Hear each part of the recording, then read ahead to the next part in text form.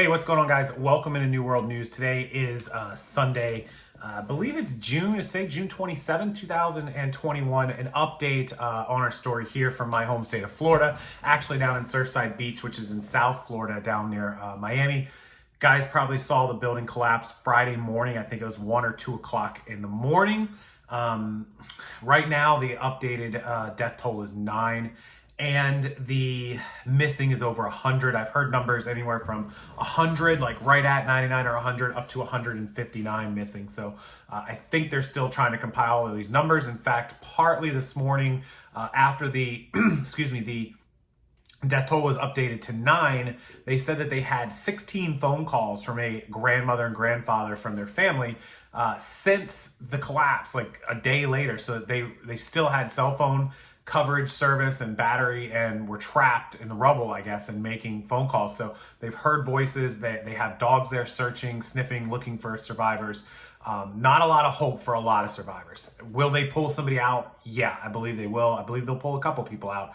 I don't know how many were in the building total to give you like a survivor number, whether 300, 400, 500.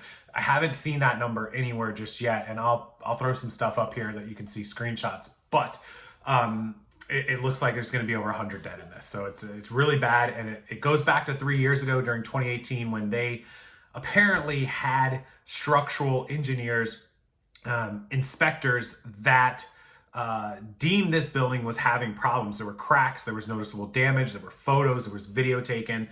And this building, if you don't know, was built in 1981. It's coming up on 40 years.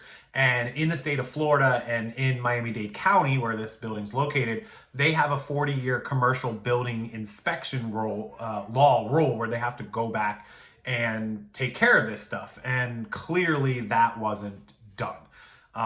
They did not, or they were about to do it, but they did not actually get through that process, which at the time that you do this 40-year, then they can make the improvements and the repairs and whatever's necessary. So there's also reports that because it's on a very sandy waterfront area, if you're not familiar with Florida, we don't have basements here.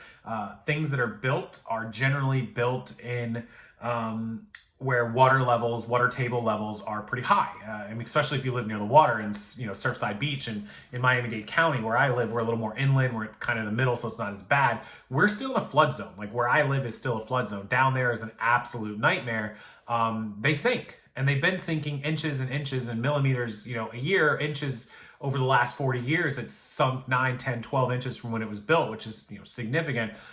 Things sink, things start cracking, buildings fall. It just happens. Also, if you're not familiar with Florida, we have a sinkhole problem. A lot of sinkholes open up. So is it possible that there was a sinkhole under this that contributed to it? We don't know yet. Geological division will come out. They will measure the water table. They'll measure the land, and they'll get some answers. Also, the structural engineers, the inspectors, the county, the state inspectors will be out. There will be a massive investigation. I know that they've already sent federal employees, and I know that there's a state of emergency down there in order to figure out what happened and make sure there are no other buildings that are in danger. So with that being said, it's going to be a wait and see. It's going to be a little bit of time, but that's just the update on the building collapse in Surfside Beach, Champlain Towers in the Miami-Dade County, Miami area of Florida, here in my home state. It's sad all the way around. A lot of missing people, a lot of foreign people. I think I saw a lot from South America, Brazil, Peru, Paraguay, a lot of people that were connected to a lot of politicians down there were actually living in that tower. They're not cheap. They're, upwards of $750,000 million and up for some of those. Waterfront in Miami-Dade County comes at a premium. There is no doubt about that. So we'll wait and see. We'll see what the updates are. We'll see how many are missing, how many are presumed dead, found dead.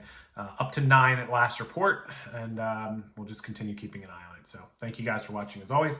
Have a wonderful afternoon, and I'll see you in the next video.